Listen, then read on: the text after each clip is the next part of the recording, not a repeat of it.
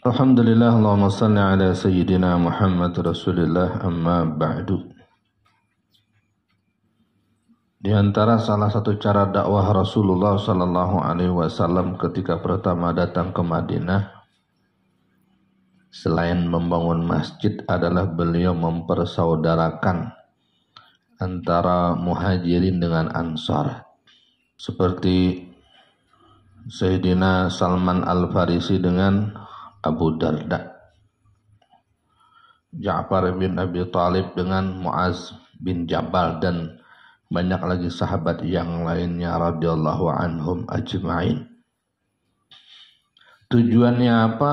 Agar saling peduli, agar hilang sentimen kesukuan. Jadi kalau nasihat menasihati itu nggak dicurigain ada kepentingan.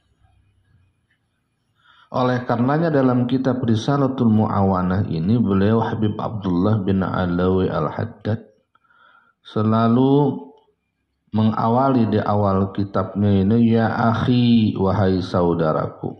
Jadi orang yang dinasihatin, yang menerima pelajaran ini sudah dianggap saudara.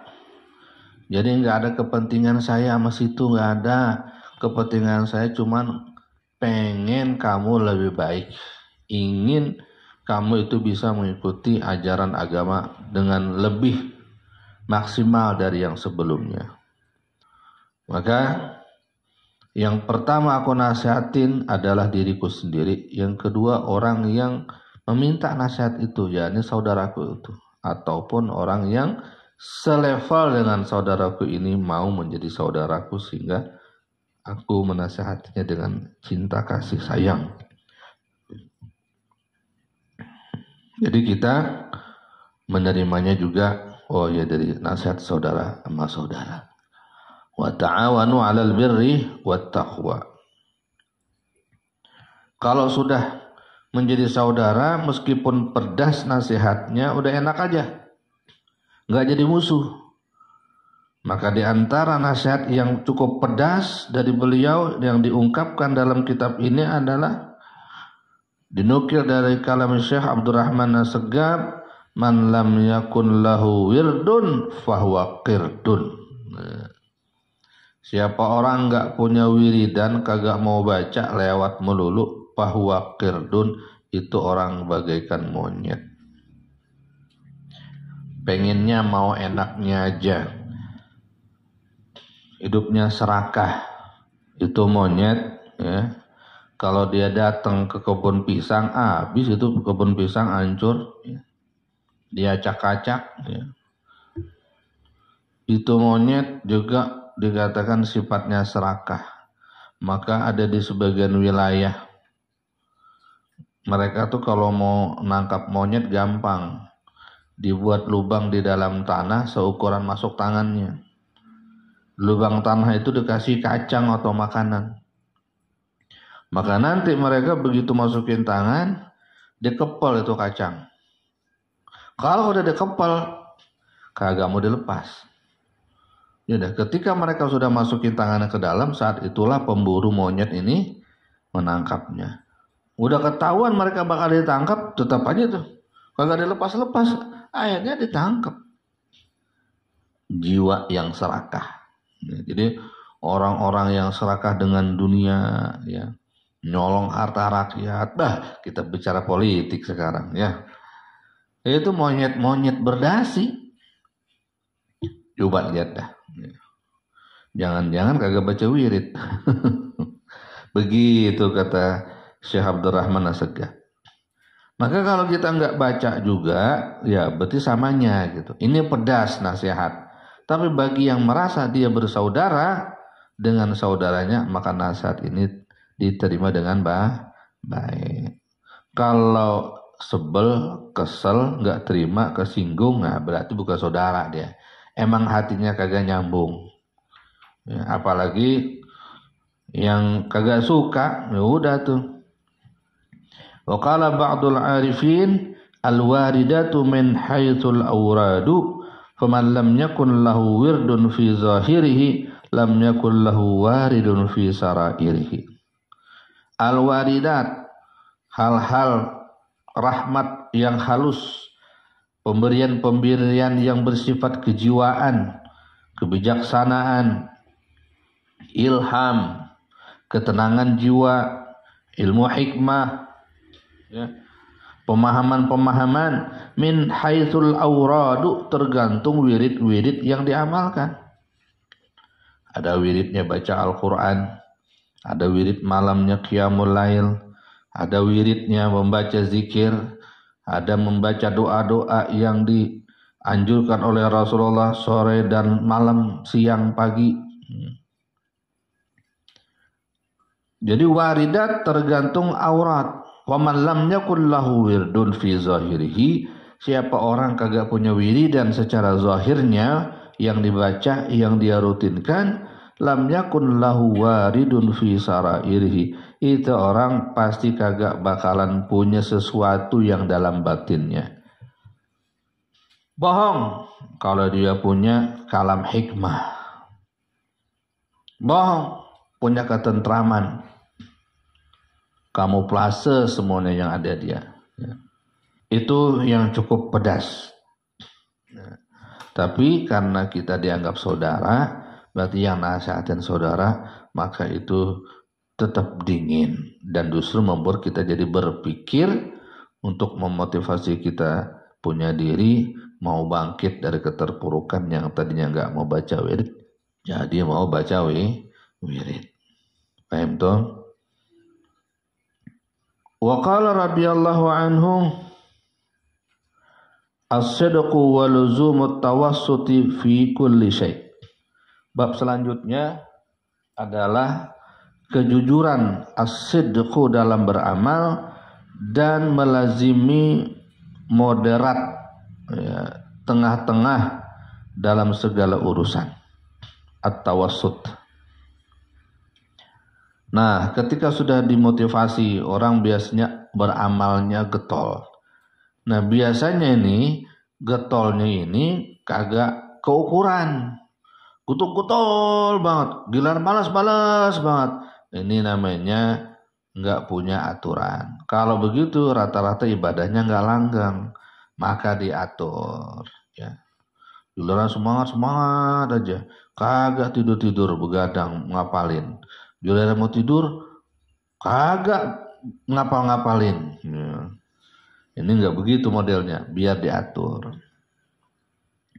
Maka dikatakan al-mudawamatu asasu kullin najah.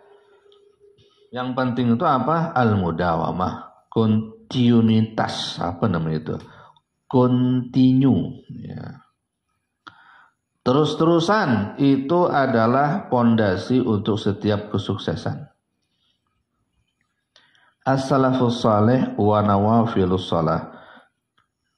Bagaimana keadaan para salaf generasi masa silam berkenaan dengan ibadah sholat mereka? Ini yang akan kita baca. Wa alaika bisidqi, wajib atas kamu, ya, mengamalkan as-sidqi, yaitu kejujuran.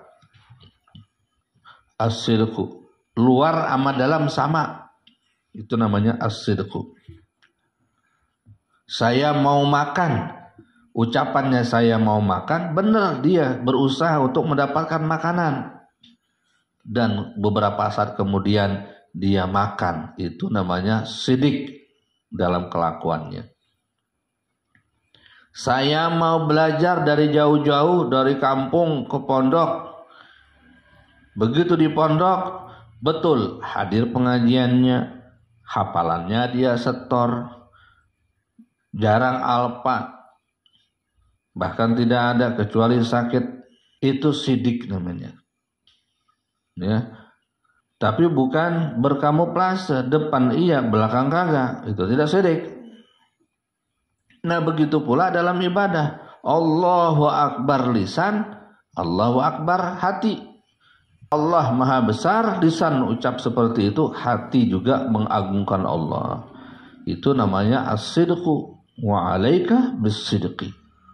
Jadi jangan mendua gitu. Wa luzumil wasati, kemudian membiasakan wasatiyah, tengah-tengah,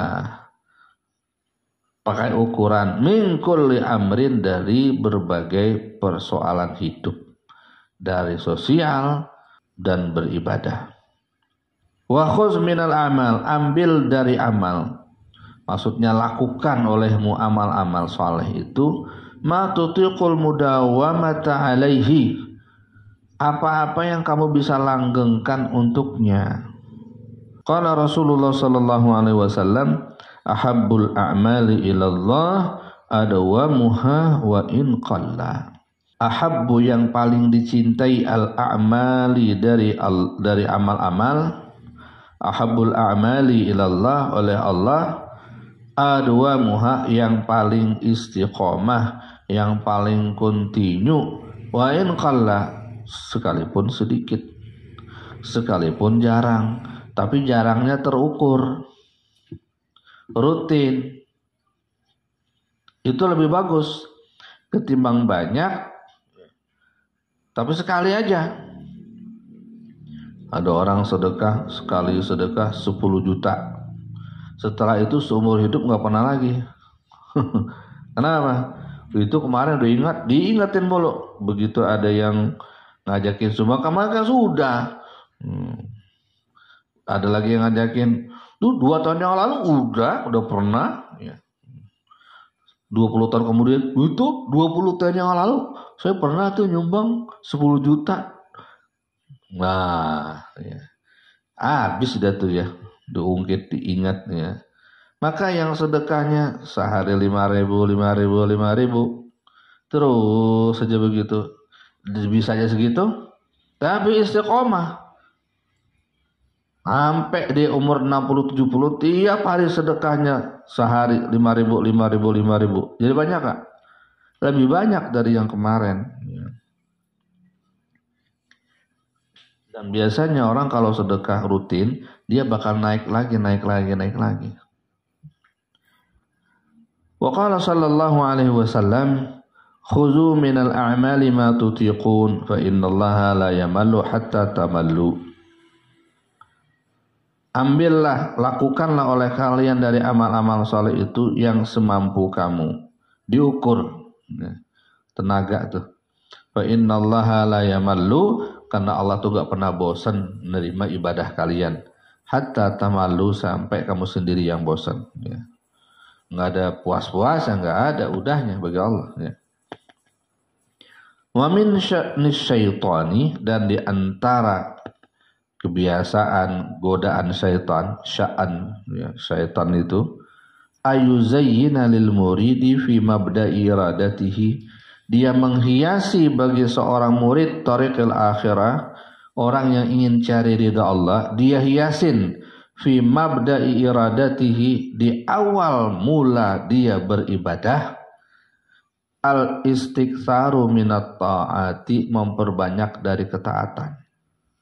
Begitu masuk pondok langsung tuh kelihatan kesolehannya, malam gadang, lama-lama hilang. Awalnya kelihatan banyak, dia belum mengerti cara ibadah yang baik. Awal-awal orang ibadah itu juga kadang-kadang digoda setan. Jadi setan itu ketika dia melihat nih, ini orang kan semangat banget ibadahnya nih, dia nggak bisa larang, tapi diambulin sama dia, atau diambulin. Ayo terus bang, terus gitu. Ya. Disemangatin sama dia, dimotivasi biar ibadahnya sampai melewati batas kemampuannya. Lama-lama capean, sakit, akhir berhenti, teprok atuh. Ya, teprok tuh setan. Ya. Atau timbul nanti kebosanan. Makanya pada pelajaran sebelumnya diakalin, kata Imam Ghazali, kalau wirid itu berwarna-warna, dari sholawat pindah ke tasbih, pindah ke zikir, pindah ke tahlil, pindah ke baca Quran, pindah sholat. Jadi nggak sempat bosan pindah ke ibadah yang lain. Ibarat makanan mah jangan cuma satu macam, biar kesempatan lidah itu bertanazuh menikmati dari berbagai macam rasa paket ibadah. Karena qiraatul Quran nikmatnya beda dengan baca zikir. Zikir beda nikmatnya dengan sholat dan seterusnya. Nah, setan itu menggoda juga, menghiasi orang-orang ahli ibadah untuk di awal-awal ibadah biar banyak semangat. Wal ifratu fiha, dan kelewat batas dalam ibadah. Wa ghardu, tujuannya min zalika, dari menyemangati si ahli ibadah tadi apa? Ayyaruddahu ala aqibihi, kembali kepada belakang biar berhenti. Bitarki fi'lil khairi aslan, sehingga meninggalkan perbuatan baik sama sekali. Au fi'luhu, atau bila tidak berhenti itu orang dari amal solehnya, dia akan melakukan fi'luhu ala ghairil wajhi allazi yanbaghi, melakukan dengan cara yang tidak seharusnya. Puasa terbukanya Isya baru buka, kelewatan namanya. La yubalil la'inu bi ayyihima dahahu. Pokoknya dari yang keduanya itu si laknat ini, Tahbibul Haddad, dia nggak peduli dari mana aja, yang dari kedua itu yang kena. Yang penting disemangatin dulu. Jadi dari sini kita perlu mengukur. Setiap kita mengaji, beribadah, itu diukur tenaga. Jangan sampai diporsir. Itu dalam urusan ibadah. Apalagi dalam urusan main. Ya. Yang kagak ada urusannya malam-malam begadang. Ya. Ini ada, giliran ngaji kagak hadir. Tengah malam bangun. Subuh tidur. Siang bangun. Tapi hidup. Habis waktu. Karena ada orang yang tanpa sadar dia menghabiskan waktu. Pagi nganggur, siang nganggur, malam nganggur. Ngobrol aja. Kagak ada yang nyuruh, gak ada yang peduli. Dia anggap itu kebahagiaan. Padahal dia punya masa depan. Saat teman-temannya sudah berkeluarga, saat itulah dia tersadar di persimpangan jalan. Sudah tidak ada lagi kawan. Berteman itu kan sepantaran. Enaknya. Ya. Banyak orang, tapi yang gak nyambung. Kakek-kakek usia 70 tahun. Banyak orang di situ, di gardu. Ada anak-anak usia 20 tahun, 70 tahun. Nyambung gak? Meskipun ini kakek-kakek udah gaya anak muda. Kagak nyambung. Kata kakek dulu. Ya kakek dulu. Kita sekarang kek. Ya. Agak move on. Kakeknya mainnya di sono di majelis, jangan di gardu. Ngabisin waktu habis-habisan. Nih begitu. Kalau nggak ngapa-ngapain, nanti jadi tua. Ngapa-ngapain aja tua, apalagi nggak ngapa-ngapain. Ngapa-ngapa ntar. Apa sih? Tsumma innal awrada, sesungguhnya wirid-wirid itu takunu fil aksari salatu naflin. Bagusnya itu kebanyakannya salat sunnah saja. Kebanyakan orang-orang dulu itu yang dijadikan wirid itu salat sunnah. Karena semuanya ada, ya. Ada baca Qur'annya, ada zikirnya, ada tasbihnya, ada doanya, lengkap tuh kalau salat.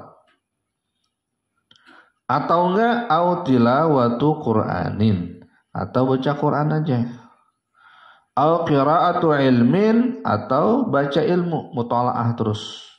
Itu baca tiap hari 5 lembar.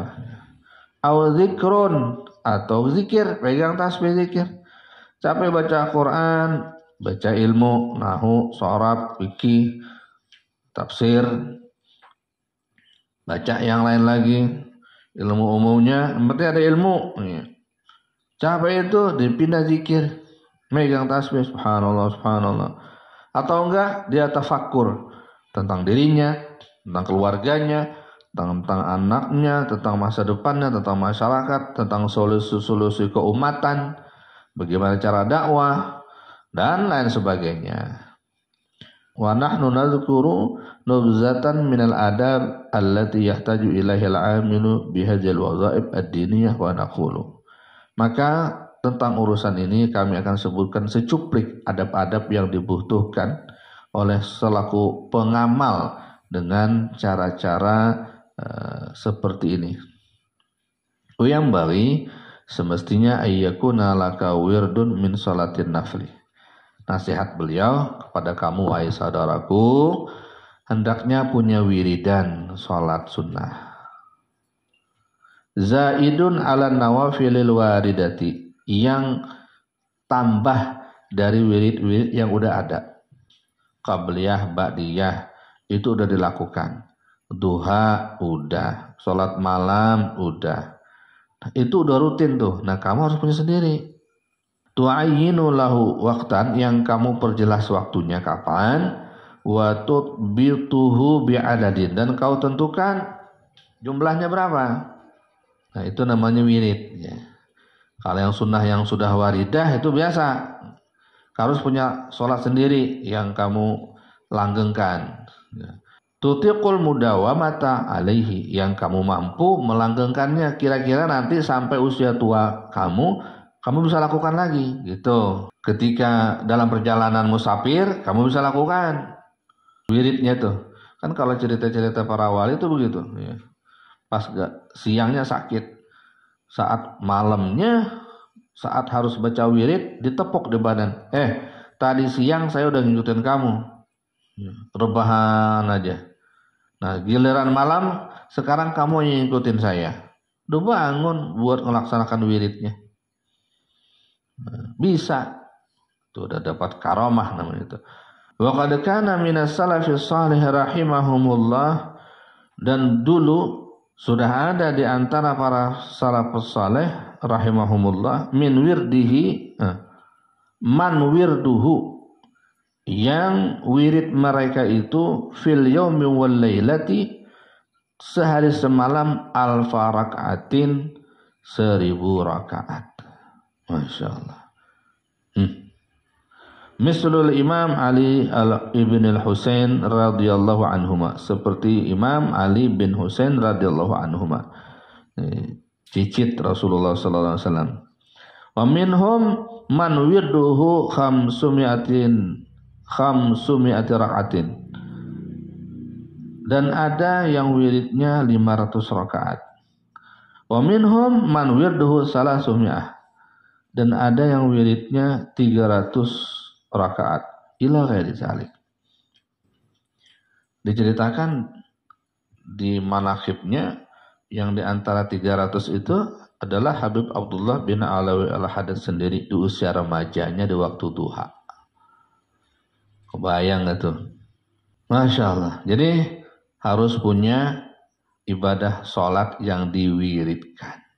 Selain sholat-sholat yang sudah menjadi rutinitas yang diajarkan Rasulullah Sallallahu Alaihi Wasallam, qabliyah, ba'diyah, duha dan sebagainya. Nah, malamnya itu kan Rasulullah kasih bebas mau berapa aja sholatnya. Nah, kita mau nentuin sedikit ya, berapa yang kita bisa rutinkan. Mungkin setelah sholat isya 4 rakaat, setelah sholat sunnah itu tambahin 4 rakaat.